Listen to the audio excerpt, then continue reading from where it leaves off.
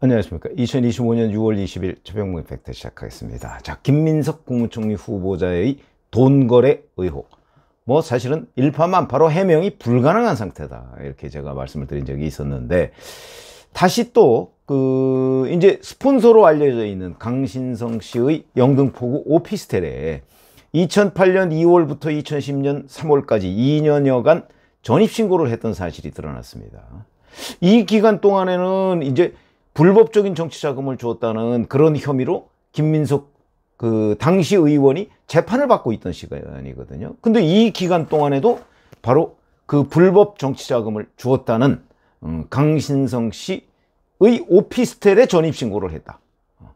뭐 거기서 살았는지 뭐 아니면 뭐 어떤 일인지는 모르지만 그랬다. 근데 그때 혐의가요, 2008년에 김민석한테 미국 유학생활비 등 2억 5천만 원, 매달 450만 원 정도씩 해서 2억 5천만 원을 줬다는 거, 이게 불법 정치자금이다. 이래서 재판을 받고 있는 중이었는데 바로 그 제공한 당사자의 오피스텔에 전입신고를 했다. 이거 뭐 사실 제대로 그러면 임차료를 냈겠느냐, 빌린 돈을, 아까 빌린 오피스텔 값을 냈겠느냐, 뭐 이런 당연한 의혹에 휩싸였고, 당시 판결문에 보면 강신성 씨와 김민석 의원은 형제와 같은 사이 이렇게 돼 있습니다.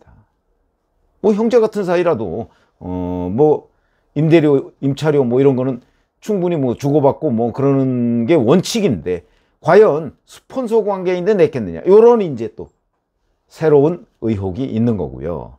자, 그런데 이제 어제 오후부터 김민석 후보자가 자기 그 수입 지출이 맞지 않는 부분에 관해서 뒤늦게 새로운 해명을 하고 나섰습니다. JTBC에 출연해서요, 재혼하면서 축의금도 있었고 조의금도 있었고 또 출판 기념회를 해서 그것도 한두 번 했고 해서 통상적으로 저희 연배 정도의 애사가 있거나 경사가 있거나 또는 저 정도 되는 국회의원이 출판 기념회를 했을 때 통상적인 수준 정도를 생각하는 정도의 액수가 세비 외 소득으로 있었다, 이렇게 주장을 했습니다.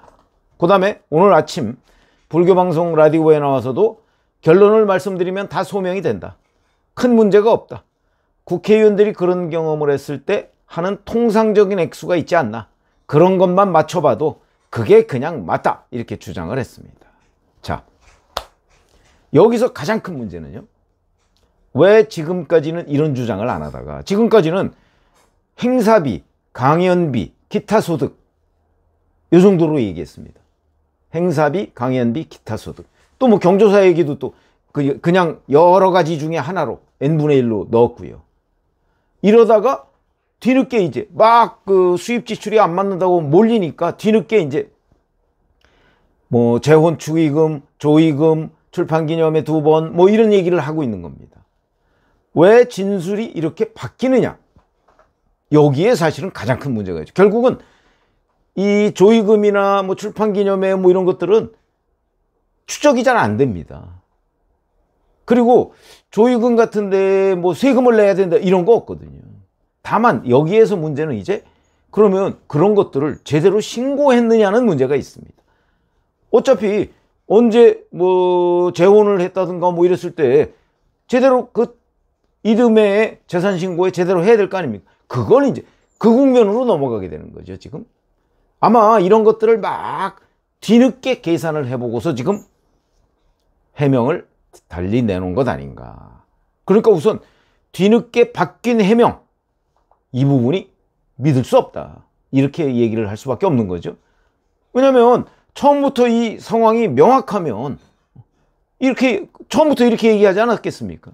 근데 처음에는 뭐 강연비, 행사비 뭐 어쩌고 이렇게 얘기하다가 강연비, 행사비, 기타 소득이 5년간 기껏해야 1,500만 원도 안 된다, 이제 이런 보도가 딱 나오니까 아, 이거 가지고는 안 되겠다 싶어서 이제 뒤늦게 다른 쪽으로 둘러대기 시작한 것 아니냐 하는 게 사실은 가장 큰 문제죠. 왜 검찰에서 조사받을 때도 신뢰의 문제가 있지 않습니까? 처음부터 그런 주장을 안 하고 진술을 바꾸면 그 진술은 믿기가 어렵다. 지금 딱 그런 상황으로 국면이 바뀌었다, 이렇게 되는 거고요. 자, 이제 뭐 재혼, 조의금, 뭐 출판기념회 이걸 이제 액수를 맞춘 느낌인데, 뭐 아시다시피 2020년에 마이너스 5억 8,095만 원이 2025년에 플러스 2억 원으로, 그럼 순자산이 7억 원 정도 늘은 거고요. 그동안 뭐 쓴 현금과 카드 이게 2억 원이 넘고, 기부금이 2억 원이 넘고, 추징금 6억 2천만 원 갚았다고 하고, 근데 수입은 5억 1천만 원밖에 안 되고, 그러면 결국 지난 5년간 이것저것 다 합치면 소명해야 될 돈이 거의 10억이 훨씬 넘는다, 이런 얘기가 되는 거죠. 근데 이제 자, 재혼이 언제 있었느냐 봤더니 2019년에 있었습니다. 그러면 이거는 2020년 마이너스 5억 8,095만 원, 여기에 이미 포함된 거기 때문에 의미가 없는 얘기죠. 그렇죠? 2019년에 재혼이 있었기 때문에 축의금이 들어왔으면 그때 들어왔을 거 아닙니까? 그러면 2019년 12월 31일자 현재의 잔액으로 2020년 3월 신고를 했을 거 아닙니까? 그러니까 2020년 그 4월 총선이 있었으니까 그때 신고를 했겠죠. 그러면 여기에는 결혼 축의금은, 재혼 축의금은 이미 반영이 된 겁니다. 그러니까 이제 그건 의미가 없는 거죠. 그건 이제 둘러대다 보니까 여기에 들어간 거에 불과하다. 그러니까 그건 의미가 없고. 자, 그러면 이제 빙부상을 봤더니 2020년 11월입니다. 11월. 이거는 2021년 재산신고 때 이제 포함을 시켰을지 안 시켰을지 모르지만 여하튼 만약에 여기에서 거액이 들어왔다면 시켰을 것이다 라고 보면, 근데 문제는 이게 우리의 아직 그런 전통적인 사고가 좀 있습니다. 친상, 그러니까 빙부상이면 장인상 아닙니까? 장인상에는 안 가는 사람도 많고요. 뭐 굳이 이 성의 표시를 안 하는 사람도 꽤 있습니다. 그런데 거기에 빙부상에서 과연 조의금이 얼마나 들어왔길래, 뭐 그건 우리가 알 수가 없죠. 이거 뭐 사후에 정리했을 수도 있고. 여하튼 이거 의문이다. 이게 친상도 아닌데 빙부상의 이제 사위인 김민석 의원이, 이때는 의원 된 지 얼마 안 됐을 때죠. 4월에 의원이 됐으니까, 아니 이제 임기는 5월 말에 시작했으니까 얼마 안 됐을 때 과연 빙부상의 김민석 의원의 몫이 얼마였을까? 뒤늦게 해명한 가운데에서도 이거는 좀 의문이 든다 하는 거고요. 그 다음에 또 출판기념회를 언제 했냐면 2022년 4월 5일에 보건복지위원장 시절에 했더군요. 뭐 백신 허브 관련해서 출판기념회를 했는데 뭐 아시다시피, 그리고 2023년 11월에 다시 김민석이라는 출판기념회를 또 했다고 합니다. 자, 그러면 출판기념회라는 거는 흔히 기본적인 책값이 있습니다. 대개 뭐 10,000원, 15,000원 뭐 이 정도. 여기에 뭐 조금 더 준다고 해서 글쎄 뭐 수백만 원씩 내고 가는 사람 저는 별로 보지 못했습니다. 물론 출판기념회에서 국회의원들의 수입이 얼마나 되느냐는 건 비밀입니다. 그리고 의원에 따라서 많이 다릅니다. 아마 그런 걸 노린 해명이 아닐까 싶습니다. 그러나 출판기념회에서 1억 원 이상 모으기 쉽지가 않습니다. 왜? 책값이 기본적으로 뭐 10,000원, 15,000원 이 정도인데 쉽지가 않습니다. 그래서 그 뭐 책을 내려면 또 그 원가도 들어가는 거고요.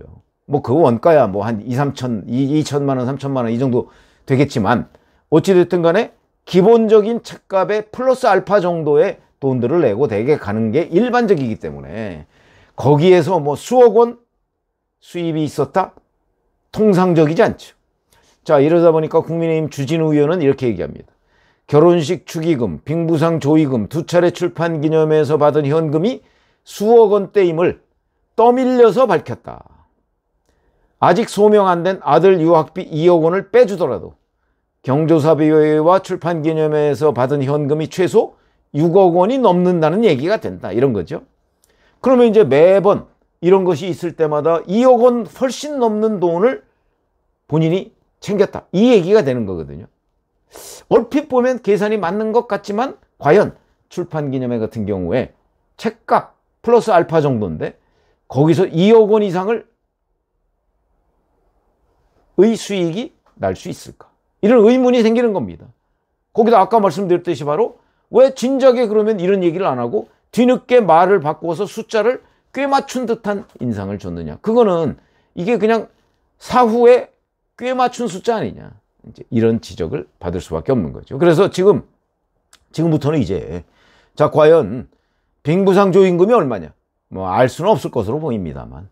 그 다음에 출판기념회에서 거둔 수익이 얼마냐? 여기다가 이제 아까 주진우 의원은 뭐 아들 유학 비용은 빼줬다 그러는데 그것도 빼줄 이유는 없는 거죠. 만약에 본인이 일부 보탰다면 그런 부분. 생활은 그러면 어떻게 했느냐? 5년간 생활했을 거 아닙니까? 이런 부분까지. 그래서 지금까지 김민석 후보자가 해명했던 것과 완전히 다른, 이제는 재원축의금은 뭐 말이 안 되는 거고, 그건 처음부터. 그건 2019년이니까. 그러니까 그것도 둘러대다가 아마 재원축의금까지 들어간 것 아닌가. 뭐 이런 생각이 들고요.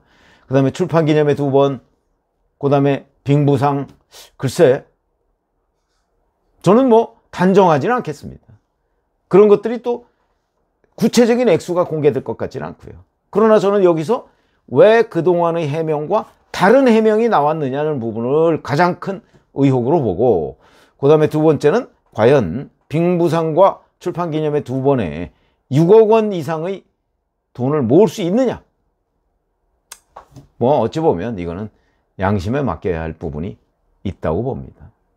그러나 뭐 그런 부분은 이미 김민석 후보자에 대한 신뢰를 저희가 가져갈 수가 없는 지경에 지금 이르렀기 때문에, 이외에 2018년 4월 5일에 각각 1,000만 원씩 빌렸다는 그 뭐 스폰서 강신성 씨를 비롯한 강신성 씨 회사의 뭐 감사, 그 다음에 또 다른 후원회장을 했던 그 1,000만 원 빌려준 사람 뭐 등등, 이런 것도 해명이 안 되죠.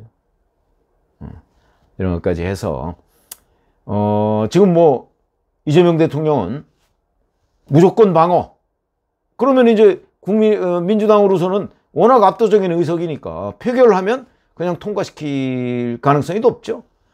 그럴 경우에 과연 국민들이 얼마나 용납할 수 있는가, 이재명 대통령이 지지율 하락에 얼마나 영향을 미칠 것인가에 따라서 낙마 여부가 결정이 된다. 근데 지금은 아마 웬만한 영향이 미칠 정도다 그러면 그대로 밀어붙일 것으로 보인다. 결국은 국민 여론에 달려있다. 이렇게 보죠. 24, 25일에 이제 청문회를 하니까 그 청문회에서 이제 종합적인 판단이 나오고, 그에 따른 국민들의 종합적인 판단. 아마 그걸 보고 이재명 대통령이 결심을 하지 않을까 싶은데, 지금 현재로서는 그냥 밀어붙인다. 이런 걸로 보입니다. 자, 이래서 국민 여론이 중요하다. 근데 김민석 후보자가 말을 바꿨다. 뭐 행사비, 뭐 강연비 얘기하더니 그게 아닌 걸로 밝혀지니까 이제는 축의금, 뭐 무슨 조의금, 뭐 출판기념회 이런 쪽으로 제가 보기엔 둘러댄 것으로 보인다. 이걸 이제 규명해야 될 시점에 왔다. 이렇게 말씀을 드리겠습니다. 고맙습니다.